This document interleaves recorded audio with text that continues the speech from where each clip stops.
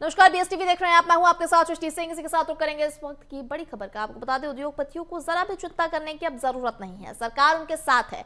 किसी भी प्रकार के नए उद्योग के लिए सरकार जमीन नियमों में सरलीकरण सहित कई सुविधाएं दे रही है। ये बात मुख्यमंत्री डॉक्टर मोहन यादव ने शुक्रवार को कही। वो इंदौर में अंतर्राष्ट्रीय प्रदर्शनी ग्रीनिक्स इंडिया 2026 में संबोधित कर रहे थे। उन्होंने कहा कि उद्योग बंद होने की स्थिति में भी चिंता करने की जरूरत नहीं है। ऐसी स्थिति में भी सरकार उनके साथ है। हुकुमचंद मिल मामले में भी सरकार ने 7,000 मजदूरों को उनकी मेहनत की राशि दी है। सरकार ने इसकी जिम्मेदारी ली थी और भविष्य में कई उद्योग बंद होता है, परिस्थिति के अनुसार किसी भी नुकसान को नहीं होने दिया जाएगा। और क्या कुछ कहा वो आप सुनिए। कितने आगे बढ़ गया। जोरदार अभिनंदन प्रधानमंत्री नरेंद्र मोदी जी के लिए। उनके नेतृत्व में भारत ने तमाम देशों के बीच अपनी पहचान बनाई। यद्यपि कहने को कहते थे कि गुटनिरपेक्ष नीति भारत अपनाता, लेकिन गुटनिरपेक्ष नीति में क्या होता था बताने की जरूरत नहीं। आज गुटनिरपेक्ष नीति का सच्चा नेता अगर कोई है तो यशस्वी प्रधानमंत्री 56 इंच वाले नरेंद्र मोदी जी की सरकार के माध्यम से चल रहा है। हमारा लिए, इस देश के लिए, देश के किसानों के लिए, देश के अलग अलग प्रकार के उत्पादन करने वाले भाई और बहनों के लिए जो बेहतर से हो सकता है उस सब के लिए सरकार काम कर रही है। हमारी सरकार के माध्यम से ये क्षेत्र में खास करके किसान कल्याण वर्ष के आधार पर हमने लगातार प्रोत्साहन देने का प्रयास किया। यद्यपि मध्य प्रदेश तो हमारा एक तरह से देश का फूड बास्केट बन चुका है। खाद्यान्न उत्पादन में देश में दूसरे स्थान पर हमें। कृषि क्षेत्र में हमारी जीडीपी 39% है और खासकर हमारा एग्रीकल्चर सेक्टर से वार्षिक विकास दर वो भी 16% से बाहर जा रही है। मुझे इस बात की प्रसन्नता है कि दुनिया में सबसे बड़ा दाल उत्पादक कोई देश है और दाल का उपभोक्ता भी कोई देश है। वो गर्व है, वो हमारा अपना भारत देश है। वहीं जबलपुर में मां नर्मदा के तट पर अजित पवार का अस्थि विसर्जन किया गया है। हाल ही में विमान हादसे में अजित पवार का निधन हुआ था। अस्थि कलश लेकर पार्टी पदाधिकारी जबलपुर पहुंचे। दक्षिण मुखी हनुमान मंदिर में पहले श्रद्धांजलि अर्पित की गई, उसके बाद अस्थि पूजन किया गया। वहीं विधि विधान से मां नर्मदा में अस्थि विसर्जन हुआ संपन्न। कार्यक्रम में भाजपा के कई वरिष्ठ नेता और कार्यकर्ता मौजूद रहे। तो तस्वीरें आप देख सकते हैं कि किस तरह से अस्थि विसर्जन की गई अजित पवार की। महाराष्ट्र के डिप्टी सीएम और बहुत लोकप्रिय नेता थे, आदरणीय शरद पवार जी के भतीजे। और कुछ दिन पहले उनका हवाई दुर्घटना में निधन हो गया था। आज उनकी अस्थियां आई। पहले हमने दक्षिण के हनुमान मंदिर में श्रद्धांजलि अर्पित की, उसके बाद आपने देखा अस्थि पूजन कराया और नीचे जाके उनका अस्थि विसर्जन हो रहा है। ऐसा लीडर अब नहीं मिलेगा हमें। उनकी भगवान उनकी आत्मा को शांति प्रदान करे। हम बारामती से उनका कलश लेकर 2 दिन पहले वहां से चलकर मां नर्मदा के तट पर इस महाकौशल प्रांत के संस्कार धानी जबलपुर में मां नर्मदा के गौरी घाट पे आए हैं हम, और उनकी आत्मा की शांति के लिए हम ये सब कर रहे हैं। हम चाहते हैं कि अजीत दादा जैसा नेता होना अविरल है और अजीत दादा अमर रहें। मां नर्मदा के तट पर आज उनकी अस्थि का विसर्जन हो रहा है। मैं माई से यही प्रार्थना करता हूं कि पुण्य सलिला मां नर्मदा जो सभी पर अपने आशीर्वाद की कृपा की वर्षा करती हैं, मां नर्मदा से यही प्रार्थना है कि स्वर्गीय अजीत दादा पवार के अपने श्री चरणों पर वो स्थान दे, उन्हें आवागमन के चक्र से मुक्ति प्रदान करे, अपने श्री चरणों पर चिरस्थायी शांति उन्हें प्रदान करे। उनका मार्गदर्शन हमें हमेशा कमी महसूस कराएगा। मैं निशब्द हूँ। मैं उनके परिवार की बेटी की समान थी। मुझे पांडे जी बोलते थे हमेशा। पांडे जी मुझे मध्य प्रदेश में नर्मदा माता के दर्शन करने हैं, वहाँ स्नान करना है। हमेशा जब भी होगा वो मुझे बोलते थे, पांडे जी आइए बैठिए, कब लेके चलेंगे हम मध्य प्रदेश, कब जाएंगे। तो आज मैं उनका कलश लेके आई हूँ। माँ उनको आत्मा को शांति प्रदान करे, मैं इतना ही बोलना चाहूँ। वहीं श्योपुर शहर में ट्रैफिक नियमों का उल्लंघन करते हुए बुलेट बाइक पर पटाखा साइलेंसर लगाकर तेज आवाज निकालने वाले चालकों के खिलाफ यातायात पुलिस ने कार्रवाई की है। अभियान के दौरान शहर के विभिन्न इलाकों से 6 बुलेट बाइक पकड़ी गई हैं और साइलेंसर हटवाए गए हैं। साथ ही बाइक चालकों पर कानूनी कार्रवाई की गई है। पुलिस ने चेतावनी दी है कि भविष्य में भी नियम तोड़ने वालों के खिलाफ सख्त कार्रवाई जारी रहेगी और आम नागरिकों से यातायात नियमों का पालन करने की अपील की है। सूचना प्राप्त हो रही है कि शहर में बुलेट चालक लगातार पटाखे फोड़ रहे हैं और साइलेंसर से ध्वनि प्रदूषण कर रहे हैं। इसी तारतम्य में आज ट्रैफिक पुलिस के द्वारा अलग अलग टीमें बना के शहर के विभिन्न स्थानों पर चेकिंग की गई है, जिसमें 6 बुलेटें जब्त की हैं जो मॉडिफाई साइलेंसर लगाकर ध्वनि प्रदूषण कर रहे थे और सभी पे न्यायालयीन चालानी कार्रवाई की गई। टीकमगढ़ से खबर है जहां पर मनचले शराबी ने विवाहित के साथ छेड़छाड़ कर दी। छेड़छाड़ के आरोप में युवक की पिटाई हुई है। महिला ने युवक को जमकर पीटा है। युवक की पिटाई का वीडियो अब तेजी से वायरल हो रहा है। कोतवाली थाना क्षेत्र का ये पूरा मामला बताया जा रहा है। तस्वीरों में आप देख सकते हैं किस तरह से युवक को पीटते हुए महिला नजर आ रही है। आपको बता दें युवक ने महिला के साथ छेड़छाड़ की थी, जिसके बाद युवक की पिटाई हुई है। टीकमगढ़ से ये खबर आपको बता रहे हैं। राजधानी भोपाल से खबर है जहां पर किन्नरों के 2 गुटों में विवाद हो गया। किन्नर पल्लवी पाठक का आरोप है कि किन्नर काजल ठाकुर और मुस्कान मिजी गुट पर उन्होंने आरोप लगाया है कि सुरैया नायक गुट के किन्नरों के साथ लूट का आरोप लगाया है। शाहरुख नाम के युवक समेत 3 लोगों ने हमला किया। बदमाशों के हमले से पल्लवी किन्नर को चोट आई है। वहीं विरोध में मंगलवारा क्षेत्र के किन्नर कोईफिजा थाने पहुंचे। थाने में पूरा मामला बताया, उसके बाद शिकायत दर्ज कराई है। राजधानी भोपाल से खबर आपको बता रहे हैं जहां पर किन्नर पल्लवी पाठक ने तमाम आरोप लगाए हैं। चंदन नगर थाना क्षेत्र के सिंहासा गांव में बीती रात राम मंदिर में एक अज्ञात बदमाश द्वारा मंदिर के ताले तोड़कर सोने चांदी के आभूषण सहित दान पेटी में रखे नकदी रुपए लेकर मौके से ये चोर भाग निकला। जब घटना की सूचना पुलिस को मिली तो पुलिस की टीम ने मौके पर पहुंचकर घटनास्थल का निरीक्षण किया। वहीं मंदिर के पास लगे कैमरे के फुटेज में संदिग्ध व्यक्ति नजर आ रहा है, जिसकी तलाश में पुलिस जुट गई है।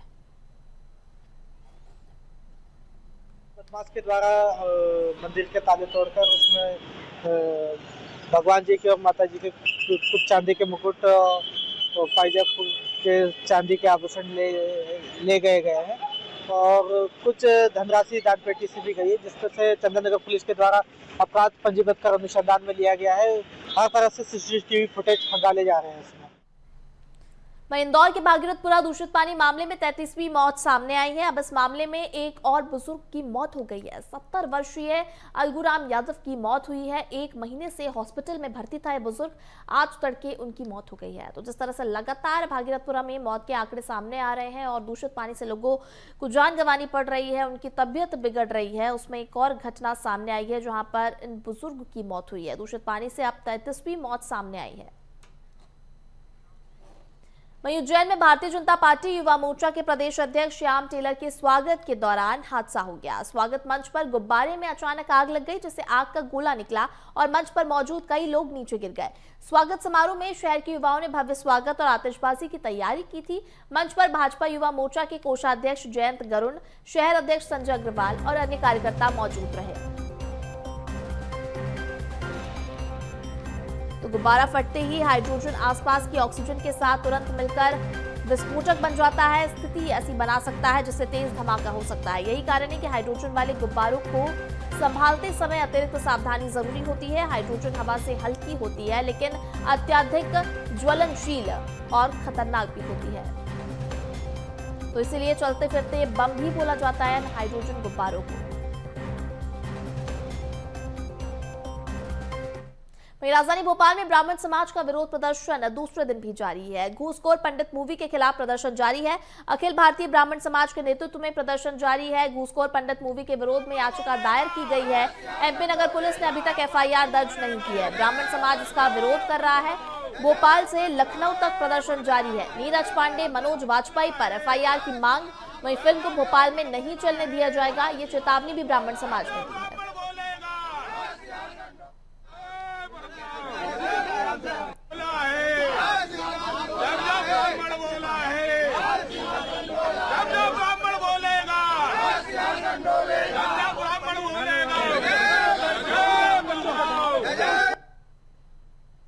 फिल्म घूसखोर पंडित को लेकर के दूसरे दिन आज अखिल भारतीय ब्राह्मण समाज का प्रदर्शन देखने को मिल रहा है, जहां पर ये लोग हाथों में पर्चा लेकर के और साथ ही साथ मनोज वाजपेयी की जो तस्वीर है उस पर जो है ये लोग लात भी चला रहे हैं, क्योंकि सीधे तौर पर इनकी ये मांग यही है कि जो एफआईआर है वो दर्ज की जाए। और सबसे बड़ी बात है क्योंकि अब तक एफआईआर दर्ज नहीं हुए और लगातार ये लोग प्रदर्शन कर रहे हैं। किन बातों को लेकर आप लोग प्रदर्शन कर रहे हैं? ये जो घूसखोर पंडित नाम के शीर्षक है, नेटफ्लिक्स पे एक फिल्म का वो किया गया, फिल्मांकन किया गया, जिसके अंदर के कंटेंट में गलत तरीके से ब्राह्मणों को प्रस्तुत किया गया। इसी विषय को लेकर कल से हम लोग प्रदर्शन में हैं। कल हम लोगों ने एसपी महोदय को ज्ञापन दिया एफआईआर के लिए, लेकिन अभी तक एफआईआर नहीं हुई और उनके द्वारा किसी तरह का इस पे फिल्म में रोक लगाने और वो करने के लिए कोई वो नहीं किया गया। इसीलिए आज ये प्रदर्शन उग्र प्रदर्शन के रूप में हम लोग इंगित करते हैं और ये प्रदर्शन पूरे मध्य प्रदेश में बड़ा उग्र रूप लेके आज उनके ऊपर एफआईआर नहीं होती है। ये बताइए, आप लोग फरसा लेकर के पहुंचे, क्या संदेश देना चाहते हैं इससे? संदेश यही देना चाहते हैं कि जब हम लोग अपना अस्त्र उठाते हैं तो प्रदर्शन का रूप बदलता है। इसके अंतर्गत किसी का कोई नुकसान हो जाए उसकी जिम्मेदारी हमारी नहीं है। देखिए ये लोग जो है फरसा लेकर के पहुंचे हैं। इसके अलावा जो पोस्टर बैनर है वो हाथों में लेकर के यहाँ पर ये लोग पहुंचे हैं और सीधे तौर पर मांग यही है कि एफआईआर जो है वो की जाए, क्योंकि जो ब्राह्मण समाज है वो लगातार सड़कों पर उतर आया है और केवल सड़कों पर नहीं उतरा है बल्कि एफआईआर की भी जो है मांग की जा रही है। और जब तक एफआईआर नहीं होती तब तक ये लोग इसी तरीके से प्रदर्शन जारी रखने वाले हैं, क्योंकि जिस तरीके से ये प्रदर्शन हो रहा है वो कहीं ना कहीं एक चेतावनी भी है कि जो घुसखोर पंडित है उसको जो है बैन किया जाए और इसी की मांग को लेकर के ये लोग प्रदर्शन कर रहे हैं। क्या पसंद प्रदीप के साथ रंजन भगत, BSTV भोपाल। अब घूसखोर पंडित पर आखिर विवाद क्यों हो रहा है वो आपको बता देते हैं। तो घूसखोर पंडित का टीजर रिलीज किए जाने के बाद से विवाद शुरू हो गया है। मुंबई के वकील आशुतोष दुबे ने टाइटल पर आपत्ति जताई है। वहीं नेटफ्लिक्स और फिल्म बनाने वालों को लीगल नोटिस भेजा गया है। पंडित शब्द का इस्तेमाल घूसखोर के साथ किए जाने पर आपत्ति जताई है। नोटिस में दावा किया गया है कि ये टाइटल अपमानजनक है। फिल्म का टाइटल पंडित समुदाय की गरिमा पर हमला है, ऐसा नोटिस दिया गया है। नोटिस में घूसखोर पंडित टाइटल को तुरंत ही हटाने की मांग भी की गई है। वहीं टाइटल को असंवैधानिक और सामाजिक रूप से भड़काऊ बताया गया है। मनोज वाजपेयी की फिल्म को लेकर लखनऊ में केस भी दर्ज हुआ है। तो आखिर क्यों ये घमासान देखने को मिल रहा है उसके बारे में आपको बता रहे हैं। सबसे बड़ा जो विवाद है वो नाम को लेकर है कि आखिर घूसखोर पंडित इसका नाम क्यों दिया, इससे पंडित समाज आहत होता है।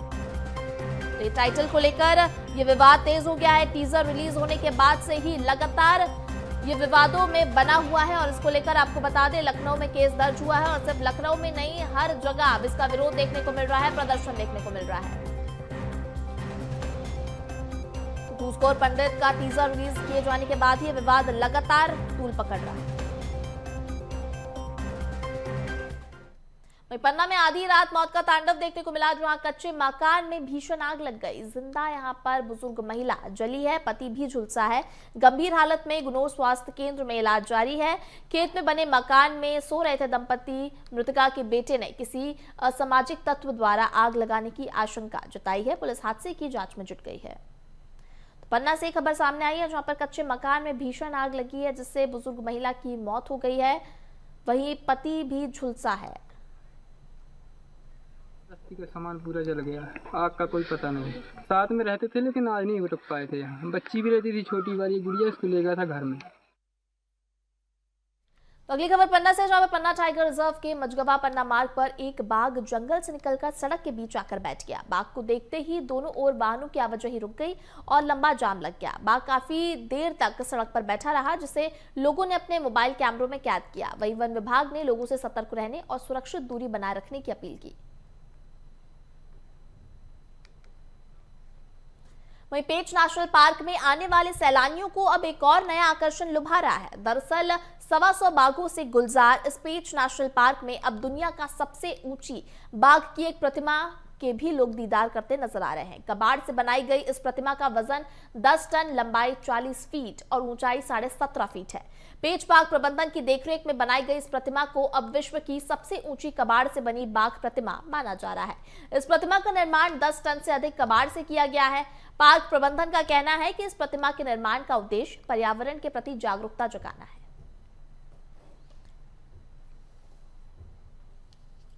कबाड़ से बनाई गई है, ये लोकल आर्टिस्टों ने बनाई है। तो जो लोकल कलाकार है उनकी सराहना हमने करनी चाहिए। इतनी बढ़िया कलाकृति बनाई है कि इसे देखने के लिए बहुत दूर दूर से लोग आए हुए हैं। जैसे मेरे पास यहाँ से कुछ लोग राजस्थान से आए हैं, कुछ दिल्ली से आए, कुछ बेंगलोर से आए हैं।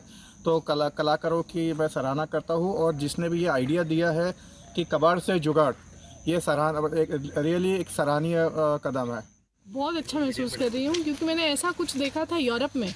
मैं आज से कुछ 5 साल पहले यूरोप में गई थी। वहाँ मैंने देखा था कि वहाँ की जो एक नदी थी, वहाँ पे जो उन्होंने कबाड़ इकट्ठा किया था नदी से, उन्होंने बहुत बड़ी सी डॉल्फिन बनाई। तो वो समय मैंने सोचा था अपने आप में ऐसी कंट्री में अपने आप नहीं बनती है। अभी इसको देख के लगा दिस वेरी नाइस, बहुत अच्छी कंसेप्ट है। और ऐसे अगर हम हर शहर में बनाएंगे तो प्रमोशन, इट्स बहुत बड़ा प्रमोशन है फॉर आवर टूरिज्म ऑल्सो। बहुत अच्छा बनाया है। और दूर से भी जब आप देखते हैं तो इसकी जो अद्भुत जो कलाकृति इन्होंने दर्शाई है, इसके अंदर जो टाइगर ओरिजिनल दिख रहा है वो आपको खींच के लेके आता है। तो ये मुझे लगता है कि बहुत अच्छा बनाया है और सही लिखा हुआ है वहाँ पे कि ये वर्ल्ड का सबसे बड़ा और रिनाउंड है एक्चुअली। तो ये तो एक भावनात्मक जुड़ाव के लिए है संरक्षण के प्रति, पर सुरक्षा संबंधी भी बहुत सारे प्रयास हो रहे हैं। कोर क्षेत्र के जंगल प्रतिबंधित हैं, वहाँ वन्य प्राणियों का घनत्व भी बहुत ज़्यादा है। कृपा कर वहाँ नहीं जाएं। और बफर एरिया में आपके लिए अलाउड है, लेकिन जब भी जाएं अपना मोबाइल में गाना बजा लें, पर ईयर प्लग नहीं लगाएं, नहीं तो फिर आपको आवाज़ ही सुनाई नहीं देगी किसी की। लेकिन ऐसे कुछ प्रयास करें कि जानवर आपकी उपस्थिति से जानकार रहे, भिज्ञ रहे और वो खुद ही आपके पास नहीं आए। और वन्य प्राणियों की फितरत नहीं है इंसान पे अटैक करने की। हम इस समय पेंच नेशनल पार्क के खवासा क्षेत्र में हैं, जहां पर दुनिया की सबसे बड़ी टाइगर की प्रतिमा बनाई गई है। यह प्रतिमा पूरे तरीके से कबाड़ के जरिए बनाई गई है। इसे लगभग 200 दिनों में बनाया गया है और इसका उद्देश्य ये है कि एक तो पर्यावरण के प्रति जागरूकता लोगों की बढ़े और दूसरा ये कि किस तरीके से कबाड़ को हम दोबारा प्रयोग कर सकते हैं। ये किस तरीके की प्रतिमा है, आइए हम आपको दिखाते हैं। इस प्रतिमा को बनाने के लिए साइकिल के पुराने टायर, टीवी, रिंग और दूसरी इसी तरीके की चीज़ों का उपयोग किया गया है। बिजली के मीटर, टेलीविज़न के सेट, गाड़ियों के टायर के पुर्जे, साइकिलों की घंटियाँ, टाइगर की प्रतिमा का निर्माण किया गया है। और गर्व की बात यह है कि ये दुनिया की सबसे बड़ी प्रतिमा बन गई है। इसके पहले अमेरिका के जॉर्जिया में एक प्रतिमा थी जो लगभग 8.5 फीट ऊंची थी, उसे दुनिया की सबसे बड़ी ऐसी प्रतिमा का दर्जा मिला हुआ था। BSTV के लिए सिवनी से मनीष तिवारी की रिपोर्ट। वहीं नरसिंहपुर के गाडरवारा थाना क्षेत्र में हुए भीषण सड़क हादसे में एक युवक की मौत के बाद परिजनों ने NH44 पर चक्का जाम किया। गुस्साए परिजनों और समाज के लोगों ने पुलिस के खिलाफ नारेबाजी करते हुए प्रदर्शन किया। मौके पर पहुंचे थाना प्रभारी अशोक सिंह ने कार्रवाई का भरोसा दिया, जिसके बाद चक्का जाम खत्म हुआ। रोहित जी भद्रेली का निधन हो गया है, जो कि एक क्रेटा गाड़ी जिसका नंबर MP04 YB 8776 है। तो थाने के सामने SDM ऑफिस के सामने पुलिस के होते हुए वो गाड़ी मेरे छोटे भाई को टक्कर मारी गई, जो कि स्कूटी से था IQ। और इसके दौरान उसने 2 और लोगों को घायल किया, जिसमें से अभी सूचना मिली कि उसका भी निधन हो गया है। तो मेरी मांग यही है कि जो वो गाड़ी मालिक है या जो ड्राइवर है, जिसका नाम अभी तक मुझे सूर्यकांत कौरव नाम से है, तो उसको सजा मिलनी चाहिए। हमारे पूरे गाडरवारा में CCTV लगे हैं, आप वहाँ से फुटेज निकाल लीजिए उसकी गाड़ी की स्पीड। मेरे पास खुद 10 गवाह हैं जो इस गवाही देने के लिए तैयार है कि उसकी गाड़ी की स्पीड थी। अगर मौत है तो मौत की सजा मौत होनी चाहिए। आज वो अपने घर में अगर अच्छे से बैठा तो हमें बर्दाश्त नहीं हुआ। हमारा भाई चला गया, वो वापस नहीं आएगा, पर अगर उसे न्याय नहीं मिलेगा तो ये हम सब के लिए हमारी नाकारी होगी कि हम उसे न्याय नहीं दिला सकते। हमें बस न्याय चाहिए अभी इसके काम से अगर फ्री होते हमें वो गिरफ्त में भी चाहिए, उसके ऊपर कौन सी धारा है ये हमें चीजें शाम तक विवरण चाहिए।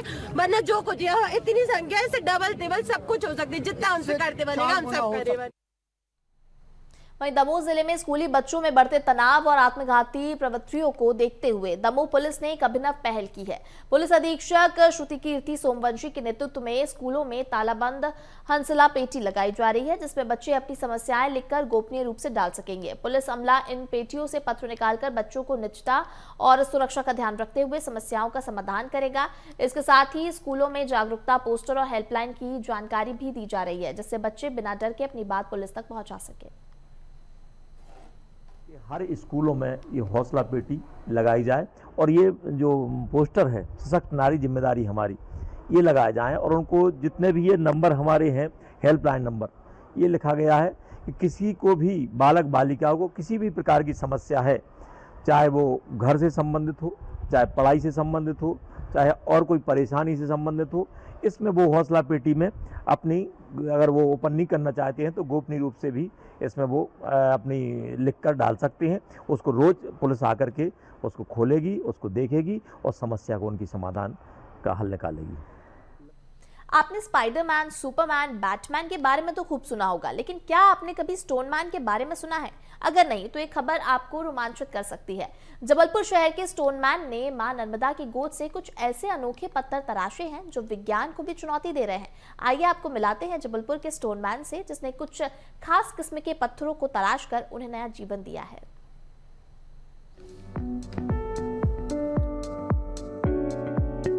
गुलाब चंद्र गुप्ता पेशे से कवि, लेकिन इनकी रुचि सिर्फ कविताओं तक सीमित नहीं है। इनका एक ऐसा शौक भी है जिसने इन्हें स्टोनमैन का खिताब दिलाया है। जी हाँ, टेबल पर सजे ये पत्थर या फॉसिल आपको दूर से देखने पर आम पत्थर लगेंगे जो अमूमन नर्मदा घाटों में देखने को मिलते हैं, लेकिन इन पत्थरों की खासियत को तराशा है गुलाब चंद्र गुप्ता ने। साधारण सा जीवन जीने वाले गुलाब चंद्र गुप्ता वाटर स्पोर्ट्स के चैंपियन रह चुके हैं। वाटर पोलो स्पोर्ट्स में राष्ट्रीय स्तर की प्रतियोगिता तक नाम कमाने वाले गुलाब चंद्र के नाम कई अचीवमेंट्स हैं।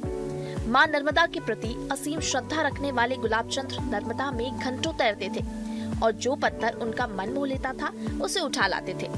गुलाब चंद्र के लिए ये चंद पत्थर ही उनकी असली कमाई है।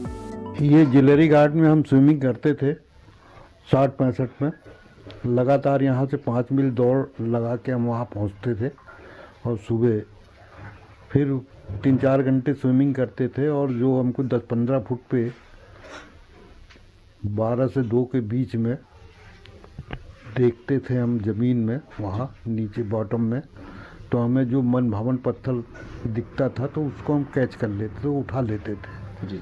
और इसी तरह से ये संग्रह हमारा एकत्रित हुआ है जी।